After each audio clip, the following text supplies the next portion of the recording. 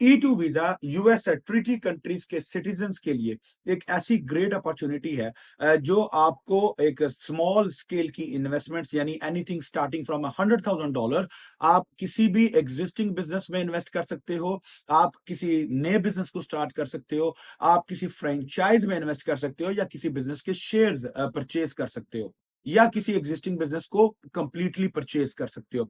एक ऐसी अपॉर्चुनिटी है जिसमें आप अपनी फैमिली के साथ, अपने स्पाउस और kids below 21 years of age के साथ अमेरिका में मूव कर सकते हो। अब E2 वीजा का जो प्रोसेस टाइम है, इसको लेकर बहुत सी कंफ्यूजन होती है, तो आज इस वीडियो में मैं आपको डिटेल के साथ ब्रेक डाउन दूंगा कि E2 वीजा का स्टेप बाय स्टेप प्रोसेस जो है वो कैसे चलता है और इसमें कितना टाइम जो है वो लगता है, ताकि आप इस पूरे प्रोसेस को अंडरस्टैंड कर सके। So stay tuned till the end of this video. अस्सलाम वालेकुम। My name is Rahil Sheikh. I'm a business consultant based in Virginia, USA.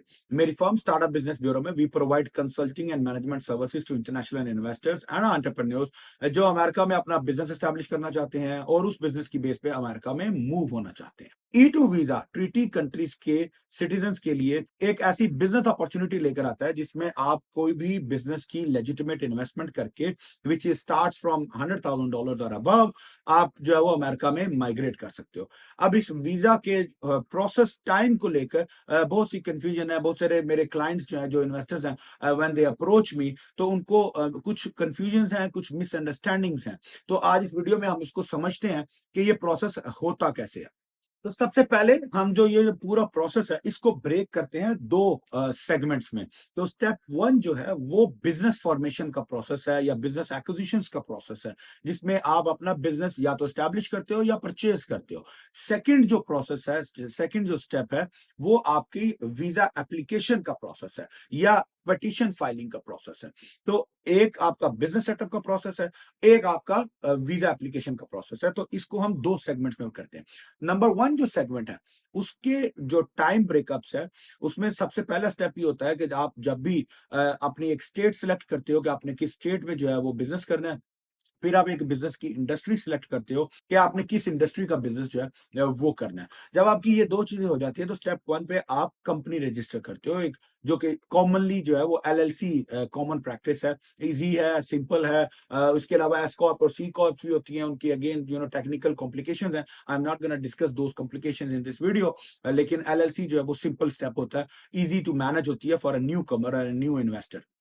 तो आप अपनी LLC रजिस्टर करते हो, जो कि based on state to states which takes from couple of days to couple of weeks, usually 3 से 5 दिन में, 7 दिन में आपकी कंपनी रजिस्टर होके आ जाती है, रेडी हो जाती है। जब आपकी कंपनी रेडी हो जाती है, उसके बाद आप EIN अप्लाई करते हो, जो कि एम्प्लॉयर आइडेंटिफिकेशन नंबर होता है, जो आपका फेडरल टैक्स नंबर होता है बिजनेस का। तो EIN के जो एप्लीकेशन है, IRS की प्रोसेसिंग होती है। IRS का time period, there is no control, there is no confirmation, लेकिन ये वेरी करता है time to time. On average आज की डेट का जो टाइम पीरियड चल रहा है, that it usually takes between 6 to 8 weeks कि आपको EIN इशू किया जाए।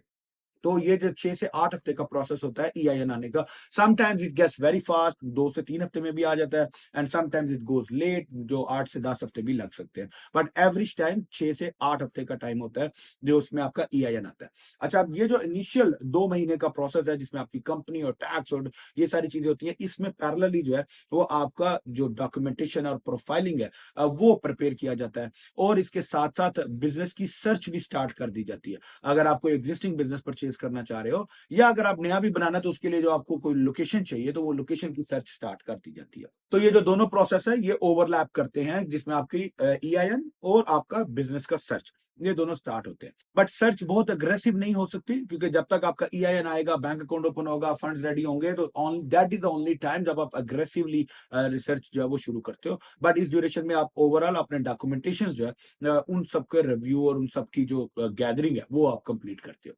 जब EIN आ जाता है, उसके बाद आप अपना बैंक अकाउंट ओपन करते हो। अगर आपके पास यूएस का वीजाज मौजूद हैं, तो आप यहाँ पे ट्रैवल करके आते हो, आके अपना पर्सनल और बिजनेस बैंक अकाउंट ओपन करते हो। अगर आपके पास वीजाज मौजूद नहीं है, तो आपके लिए चैलेंजिंग सिनेरियो है, फिर आपको किसी अपने पार्टनर को, किसी अपने दोस्त को, जानने वाले को, अगर जो यूएस सिटीजन हो, जो यूएस रेजिडेंट हो, आपको उसको ऑथराइजेशन देनी पड़ेगी, या सर्टन परसेंटेज ऑफ शेयर जो है वो देने पड़ेंगे, या आपको अपनी कंपनी का मैनेजर अपॉइंट करना पड़ेगा, जो कि आपके बिहाफ पे कंपनी का अकाउंट ओपन कर सके, लेकिन उस कंपनी के अकाउंट के साथ साथ आपका पर्सनल अकाउंट भी होना जरूरी है। पहले डिजिटल बैंक्स जो है जैसे वाइज है, मर्करी है, डिफरेंट पाइनियर्स के अकाउंट्स हैं, ये वाले अकाउंट्स डिजिटली भी ओपन होते थे पर्सनल और बिजनेस के। पर्सनल अकाउंट में वाइज ने अब जो है वो ऑप्शन बंद कर दिया, पाइनियर का ऑप्शन स्टिल अवेलेबल है, तो वो हमें डिजिटल बैंक्स के अकाउंट खोलने पड़ते हैं, या फिर आपको किसी इंटरनेशनल मार्केट में जैसे मिडिल ईस्टर्न की किसी मार्केट में जाके आपको अपना इंटरनेशनल अकाउंट पर्सनल खोलना पड़ता है जो कि यूएसडी का हो। आप अपने कंट्री में भी यूएसडी अकाउंट खोल सकते हो, but you need to make sure कि आपका बैंक इंटरनेशनल फंड्स ट्रांसफर करने के लिए आपको अप्रूवल दे दे। तो ये एक जो है वो टेक्निकल प्रॉब्लम रहता है। अगर आपके पास वीजा हो तो आप इस प्रॉब्लम से बच जाते हो, आप ट्रेवल करके अमेरिका आ जाओ और यहाँ पे आके आप अपने बैंक अकाउंट ओपन कर लो। तो let's say give a take week और 10 डेज में आपका ये अकाउंट ओपन जो है वो हो जाता है। इसके बाद बिजनेस की सर्च स्टार्ट होती है। तो डिपेंडिंग कि आपने कैसा बिजनेस लेना है, अगर आप फ्रेंचाइज ले रहे हो तो फ्रेंचाइज के साथ आपकी डिस्कशन स्टार्ट हो गई होती है, आप उसका जो है वो सारे प्रोसेस कंप्लीट करते हो। अगर आप अपना कोई एग्जिस्टिंग बिजनेस ले रहे हो तो बिजनेस को सर्च किया जाता है, मार्केट से जब बिजनेस मिलता है फिर उसका ऑडिट होता है, ड्यू डिलिजेंस होती है, वी मेक श्योर कि everything goes as per the standard format, ई2 की एलिजिबिलिटी और रिक्वायरमेंट्स के मुताबिक उसको पूरे को इवेलुएट किया जाता है, उसकी नेगोशिएशंस होती हैं, डील क्लोज होती है, फिर आप उस सेलर को जो है वो पेमेंट ट्रांसफर करते हो। और अगर आप अपना नया बिजनेस एस्टेब्लिश कर रहे हो तो नए बिजनेस के लिए आप लीज साइन करते हो, कॉन्ट्रैक्टर हायर करते हो, इंफ्रास्ट्रक्चर बिल्ड करते हो, टूल्स एंड इक्विपमेंट्स परचेज करते हो, सप्लाईज करते हो, डिजिटल अपने एसेट्स क्रिएट करते हो, और इसके बाद आप अपना बिजनेस का जो स्ट्रक्चर है वो कंप्लीट करते हो। तो give a take depending of course specifically for buying a business, market inventory या मार्केट अवेलेबिलिटी के ऊपर डिपेंड करता है कि आपका ऐसा बिजनेस किस स्टेट में मिल रहा है। लेकिन जनरली 2 से 3 महीने का टाइम जो है वो आपको इस पूरे बिजनेस स्ट्रक्चर को बिल्ड करने में लग जाता है। जब बिजनेस स्ट्रक्चर बिल्ड होता है उसके बाद आपकी प्रेपरेशन स्टार्ट होती है फाइलिंग के लिए, जिसमें आपका बिजनेस प्लान लिखा जाता है, फाइनेंशियल फिजिबिलिटी लिखी जाती है, क्लाइंट प्रोफाइलिंग तैयार होती है, बिजनेस प्रोफाइलिंग तैयार होती है, ये सारे डॉक्यूमेंटेशन जो है वो तैयार होती है। इसके बाद जाके बारी स्टार्ट होती है आपके स्टेप नंबर 2 की, जो कि पिटीशन फाइलिंग है। अब पिटीशन फाइलिंग के 2 प्रोसेस हैं, या वीजा एप्लीकेशन के 2 प्रोसेस हैं। अगर आप B1 B2 मौजूद है आपके पास वीजा, आप अमेरिका में आते हो और यहां से स्टेटस चेंज करते हो तो यूएससीआईएस के थ्रू आप अपनी पिटीशन फाइल करते हो। और अगर आपके पास वीजा नहीं है या आप लोकल यूएससीआईएस से स्टेटस चेंज नहीं करना चाह रहे, तो आप वीजा प्रोसेस के लिए इंटरनेशनल एम्बेसीज जो है, US embassy in your country, उसमें आप वीजा एप्लीकेशन करते हो। अब इनके टाइमिंग्स में जो डिफरेंस है वो समझ लीजिए, ये बहुत टेक्निकल है कि पिटीशन फाइलिंग करने के लिए अगर आप अमेरिका में हो, यानी अगर आप अमेरिका में ट्रेवल करके आए विजिट वीजा पे और उस वक्त आपका पर्पस जो है वो विजिट था, और आपने बाद में प्लान किया कि अब आप इसको बिजनेस में कन्वर्ट करना चाह रहे हो, तो आपको 90 डेज का वेटिंग पीरियड है कि आपने कम से कम 90 to 100 डेज आपने वेट करना है और उसके बाद आप पिटीशन फाइल करोगे। लेकिन ये आपका वेट तभी वैलिड होता है जब आपका बाकी चीजें, आपका बिजनेस और वो जो बिजनेस का स्ट्रक्चर है वो सारी चीजें आपकी होगी हो, या आप इस 90 डेज में भी वो प्रोसीजर्स अपने कंप्लीट कर सकते हो।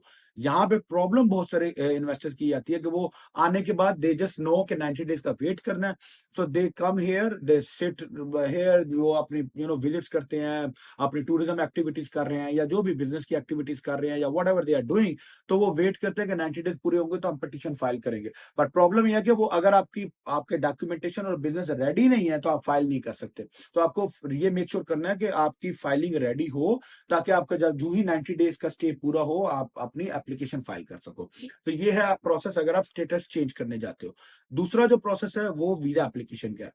जब ये आपका पूरा जो 5 से 6 महीने 7 महीने का प्रोसेस है बिजनेस सेटअप करने का, जब ये पूरा हो जाता है तो उसके बाद आप वीजा एप्लीकेशन के लिए अपनी सबमिशन करते हो। वीजा एप्लीकेशन सबमिट करने के बाद करंटली बहुत सारे कंट्रीज में, ऑफ कोर्स इट वेरीज, जैसे कनाडा की एम्बेसी जो है वो 1 से 1.5 महीने में जो है वो आपको इंटरव्यू कॉल दे देती है। यूके की एम्बेसी जो है वो भी आपको तकरीबन 2 ढाई महीने में 3 महीने में कॉल दे देती है।